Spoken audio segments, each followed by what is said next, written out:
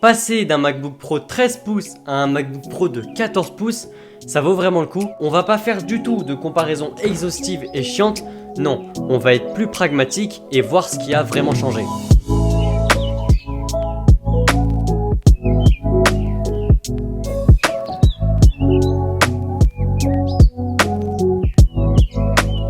Le format. C'est indéniable, le MacBook Pro de 14 pouces est vraiment plus gros. Plus grand, plus épais, c'est une machine qui est assez dense, mais assez compacte pour pouvoir se transporter un peu partout et se mettre dans un sac très facilement. Donc voilà, ça change pas drastiquement l'expérience d'avoir un format un peu plus grand. Par contre, ce qui change, c'est l'absence de la touch bar. Alors oui, on n'a pas d'emoji ou de suggestion de mots quand on écrit du texte. Par contre, c'est un réel bonheur de pouvoir modifier le volume du son ou alors la luminosité avec de vraies touches physiques plutôt que faire avec une barre tactile. On l'oublie trop dans notre monde technologique, mais un écran en plus, c'est simplement plus de complexité. Et c'est pour ça que je suis bien content qu'on ne développe pas plus les hologrammes, parce que ce sera jamais aussi pratique et logique que quelque chose de physique, simplement parce que c'est ancré dans notre ADN. L'ajout des ports de ce MacBook en dit beaucoup sur cette vision. Pour Apple, l'avenir ne réside pas dans le sans fil, en tout cas pas comme on l'imaginait il y a quelques années. Bon, moi je me sers principalement de l'USB-C et du jack pour brancher mes enceintes quand je suis à mon bureau, mais je suis certain que plein de personnes aimeront utiliser l'HDMI, le MagSafe ou encore le port de carte SD. Par contre, là où je suis sûr que tout le monde va adorer, c'est au niveau des haut-parleurs de ce MacBook Pro. La machine est quand même relativement assez fine, mais arrive à proposer un son clair avec quelques basses. C'est en tout cas le meilleur son que j'ai jamais entendu sur un ordinateur portable de ce format-là. Bon, c'était déjà le cas avec le MacBook Pro de 2016 et il en bat encore un grand nombre aujourd'hui.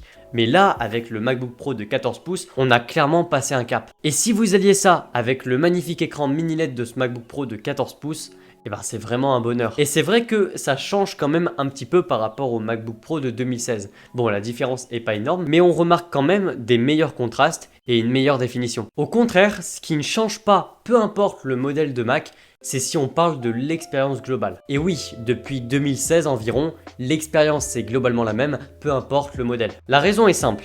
En intégrant du matériel de qualité, quelle que soit la gamme de produits et la cible visée, sans faire de compromis sur la qualité de fabrication, Apple s'assure de livrer une expérience cohérente et soignée à leurs différents appareils. Ça commence par mon bébé, le trackpad. Il n'y a pas d'équivalent sur le marché. C'est contraire à tout ce que vous pouvez avoir comme a priori à propos des pavés tactiles vraiment pas pratiques qu'on retrouve sur 99% des PC aujourd'hui. Et c'est triste, car le propre même d'un ordinateur portable, c'est de se suffire à lui-même. Et pour se suffire à lui-même, il faut que le package global soit pensé pour être cohérent avec la promesse initiale. Un ordinateur portable ne devrait pas avoir de performances différentes suivant s'il est sur batterie ou sur secteur. D'ailleurs, la batterie devrait durer au moins une journée. On ne devrait pas rajouter d'accessoires tiers à un produit qui a la prétention de n'être rien de plus que lui-même. C'est de ça dont je veux parler quand je parle d'expérience globale.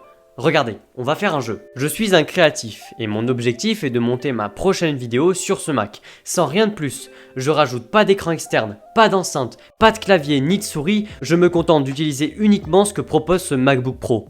Eh bien, déjà, au niveau de l'écran, c'est sûr, je serai servi. Que ce soit le MacBook Pro de 2016 ou le MacBook Pro de 2021 d'ailleurs. Parce que je suis sûr d'avoir des couleurs respectées et une très bonne définition. Ensuite, eh bien, je peux très bien utiliser les haut-parleurs de ce Mac pour commencer à travailler le son, au moins pour monitorer le volume. J'ai pas besoin de rajouter de clavier et encore moins de souris. Simplement parce que l'ordinateur se suffit à lui-même. Le trackpad est excellent et il n'y a pas besoin de rajouter un accessoire tiers pour profiter pleinement de sa machine. Et c'est ça qui, je pense, est le plus important. Parce que, regardez, dans un cas comme celui-ci, faire de la visio, faire du télétravail, qui est un cas quand même qui est très basique, eh bien le MacBook Pro le réussit particulièrement bien. Même ce point-là n'a pas été négligé. On a de très bons micros, ils captent très bien ma voix, et puis on a quand même une plutôt belle image. Sans compter, eh bien que je suis un petit peu en contre-jour, enfin disons que voilà, il y a de la lumière derrière. Si je me plaçais vraiment avec de très belles lumières, l'image serait encore mieux. Alors oui, je suis un petit peu lissé, etc.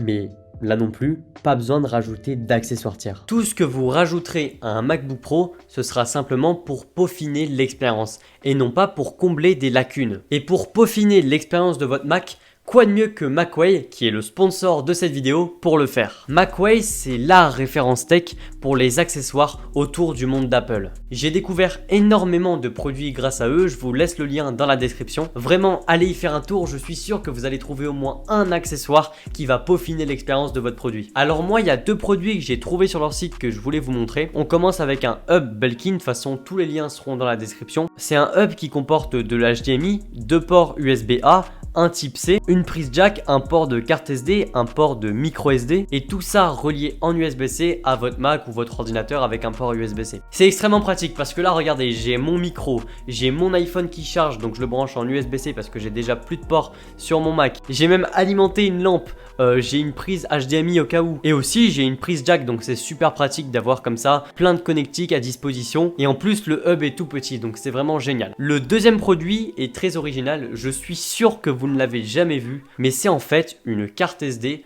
c'est Transcend qui fait ça, c'est les Jet Drive Lite. Elles sont disponibles en 64, 128, 256, 512 et 1 Tera de stockage. Et en fait, leur particularité, c'est qu'elles sont toutes petites. Ce qui fait que quand elles sont dans le port de carte SD de votre Mac, et bien simplement, elles ne dépassent pas. C'est donc super discret comme ça, et ça permet simplement d'étendre la capacité de stockage de votre Mac. Parce qu'on sait que le stockage, c'est super cher, et là, c'est une super solution. Alors évidemment, c'est une carte SD, donc c'est pas du tout comparable avec les vitesses qu'on peut trouver sur les disques de notre Mac, mais c'est très pratique, voyez-le comme une solution de stockage, un petit peu comme si c'était du cloud quoi. Et puis du coup ça prend pas de place sur votre machine, c'est vraiment du bonus. Enfin voilà, je vous mets les liens dans la description et puis vous pouvez aller voir le site de Macway pour voir s'il y a des choses qui vous intéressent. Et moi je remercie Macway d'avoir sponsorisé cette vidéo. Je rajoute une petite partie en face cam comme ça, filmée avec le MacBook Pro et enregistrée avec les micros. On va parler rapidement de la puissance de ce MacBook Pro M1 Pro.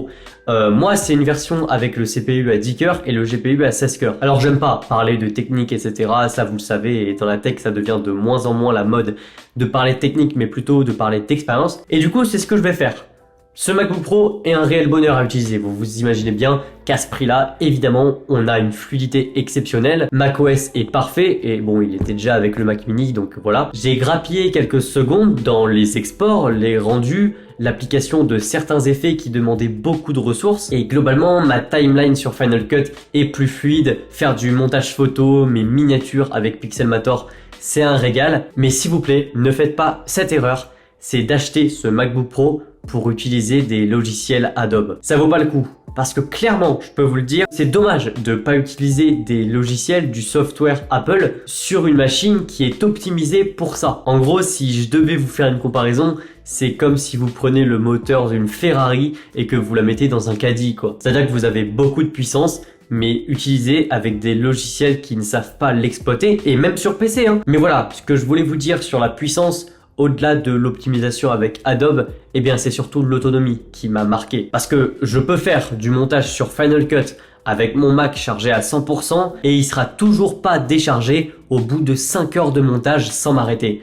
Et 5 heures de montage, j'ai jamais fait ça de ma vie, c'était juste pour le test. Et là où on gagne du temps, c'est d'avoir cette puissance sur un format laptop. Parce que ça vous permet de faire du montage vidéo avec le même confort que si vous étiez sur une tour de Mac, mais en déplacement. Dans le train, moi je l'ai déjà fait plein de fois, à l'école, pendant les pauses.